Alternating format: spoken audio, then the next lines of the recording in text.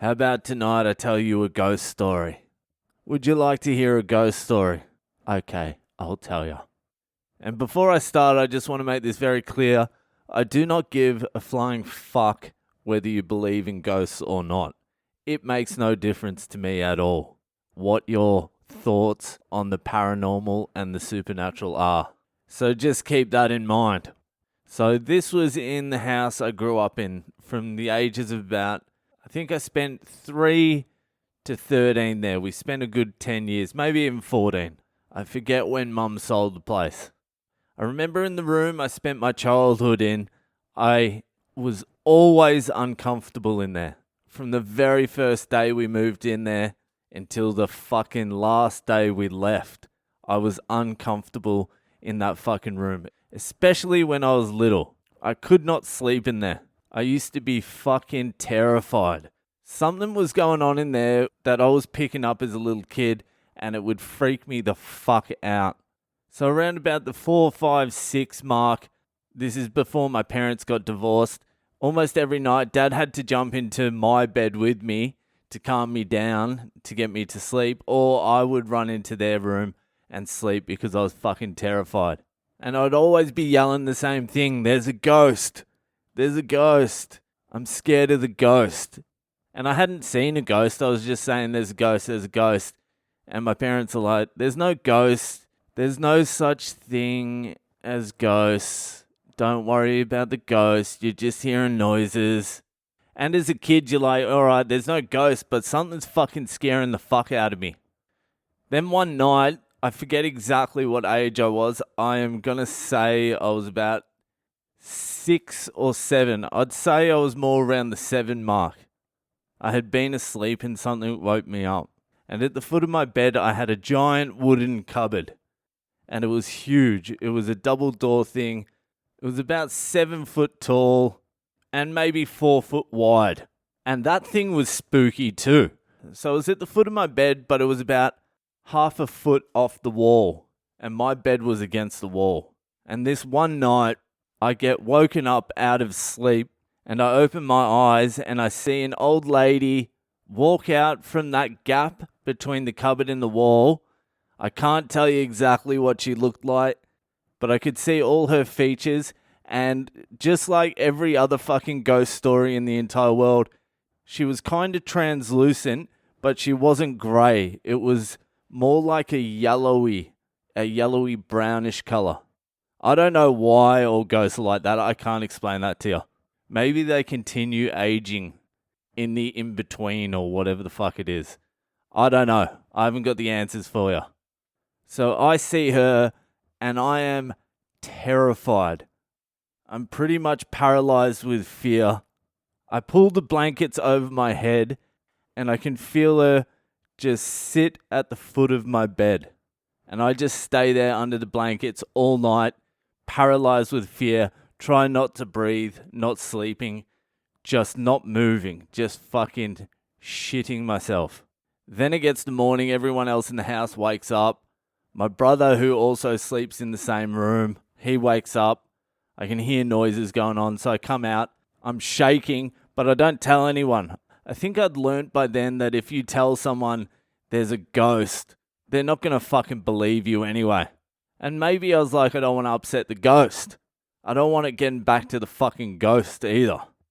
So I didn't say anything. The next day I go to bed. I don't even fucking risk it. I just put the covers straight over my head. And I'm so fucking scared I can't fall asleep. Then late that night, I don't know what fucking time it was, I feel the bitch sit down on the foot of my fucking bed again. I'm under the blankets, fucking terrified. Terrified, scared shitless, but I can feel her. I can feel it now. I've got goosebumps now because I fucking remember. And then this exact same thing continued happening for the next 7 years. Every single fucking night I slept in that bed. All through primary school, into high school, into year 8 and 9 at high school. This was happening. And I just never told anyone. How are you meant to tell people? What am I meant to say to my mates? I'm scared of ghosts. I can't sleep in the dark. There's a ghost that sits on the foot of my bed every fucking night. So I just kept quiet, and through that whole period, I never got used to it. I just never slept. All those years through primary school and into year 9, I was getting maybe like 3 or 4 hours sleep at night. I would just be under the blankets every night, terrified, until I passed out. And sometimes it got too much for me and I had to jump into my brother's bed. That would happen actually about 2 or 3 times a week. So it was like that for a very long time with no break until I started smoking weed. Once I started smoking weed, it sort of relaxed it a little bit. I think because I was smoking weed, I would sleep deeper or I'd fall asleep quicker. So I just smoked weed every single day. And the only reason that stopped is because we sold the house and moved out. That was when it finished. And since then, I've never had a problem with ghosts at all. So once we moved out of that house, I fucking just continued on with my life. I never told anyone about the ghost. I fucking forgot about it, to be honest with you. A year after we moved out, I was almost a full-blown alcoholic. You're chasing girls. You fucking live your life. That's it. So now let's fast forward to... I'm 25. I'm up in Sydney. We're at my dad's house and my auntie from New Zealand is visiting. My favourite auntie, Alco auntie. And like most times she would come and visit, it would just be me and her up late at night, drinking, having a chat. And so we're having a drink and having a chat, and we start talking about the house I grew up in and what a piece of shit it was. It was a piece of shit. It was like a dilapidated hillbilly's house. It would be condemned now if you tried to live in it. Like child services would come and take your children away if they saw you were living in that house. So we're just talking about that. And then out of nowhere she goes, she's like, at that Farm Road house, that was the street it was on, the Farm Road house. She's like, there was a presence in the room. I'm like, what are you talking about? She's like, oh, there was a presence in there. I'm like, what do you mean presence? She's like, there was a ghost in there. When she said that, I almost had a fucking meltdown. I'm like, what the fuck are you talking about? Because it'd been my secret my whole life. I had no one to share it with. And also, I'd almost completely forgotten about it as well. So all the fucking memories started rushing back. I'm like, how do you know? And so she tells me, she's like, one time we were down in Melbourne staying with you guys. Me and Caitlin took your room. We slept in your room one night. She's like, this is when Caitlin was young, like 3 or 4 or something. So she's like, we're asleep one night, and Caitlin wakes up in the middle of the night and starts crying hysterically, saying, go away, go away, go away, go away. So my auntie calms her down. Then an hour or so later, my cousin Caitlin wakes up again, howling, crying, just going, tell her to go away, tell her to go away. And my auntie's like, who? Tell who to go away? And Caitlin's like, the old lady. Tell the old lady to go away. And my auntie, who doesn't fuck around, just yells into the darkness, listen here, you old fucking bitch. Leave her alone. She's just a little fucking kid. She's trying to get some fucking sleep. Now fuck off. And then there was no hassles from the ghost for the rest of the night. And I'm like, fuck, I needed you when I was a kid. I'm like, did you know I was haunted by that same fucking ghost for like years and years? She's like, no, I didn't. But when Caitlin was young, she had quite a few incidents where she had picked up some presents from the other world. Let's put it that way. And she told me about them. And I'm just sitting there going, fuck, this is a massive fucking trip out for me. Because as you grow older, you sort of rationalize it away. You're like, oh, I was just a little kid. I don't know what the fuck was going on. And then when I heard that, I'm like, fuck, I knew it was real.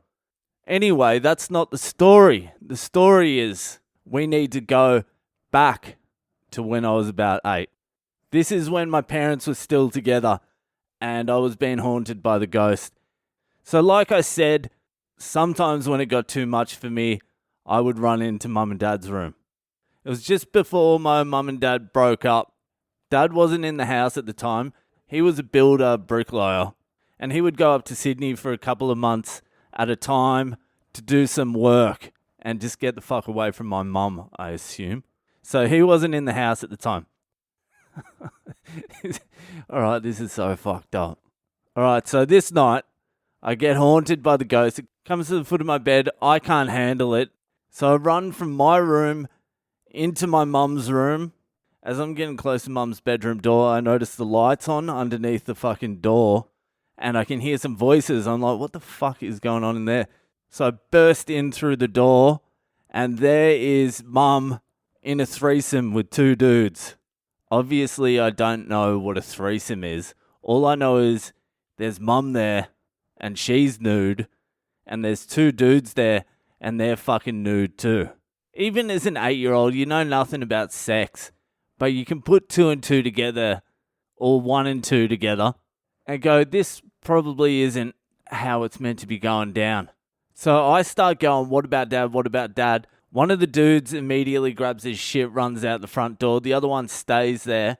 Mum goes to the toilet, which was out the back, and she's like, you didn't see anything. You didn't see anything.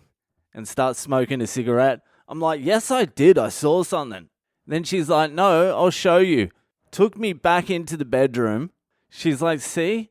And I could clearly see the dude that didn't run out the door was still in the bed but under the blankets. I'm like, he's still fucking there. I'm like, this is real fucked. So I went back to the ghost. I'm like, fucking, thanks, ghost. Like, I'd rather hang out with you at the moment. So anyway, the next morning, I'm not saying anything. Mum's not saying anything. My brother's like running into walls and shit. And it's real fucking weird and awkward. And to break the tension, Mum goes, do you want McDonald's? And I'm like, yeah, I do. I want... So she bought my silence with a Happy Meal. But they broke up like 6 months later. I didn't say shit until I was about 19 or 20 to Dad. And I told him, he's like, yeah, don't worry, I knew about all that shit. He's like, I didn't know you knew about it, but yeah, sorry. Sorry about all that. And then he started crying. And then it took me a little bit longer to say it to Mum. And I'm like, remember what happened when I was about 8? And she's like, what? And I'm like, I'll give you a little fucking jog of your memory. And I told her what happened. And she's like, that never happened. I'm like, you fucking bitch. And I'm like, it fucking happened. She's like, nah, it never happened. But you got to respect it. If you're going to deny hard. Never plead guilty. So that's my ghost story. My very complex, fucked up ghost story. See you the fuck later.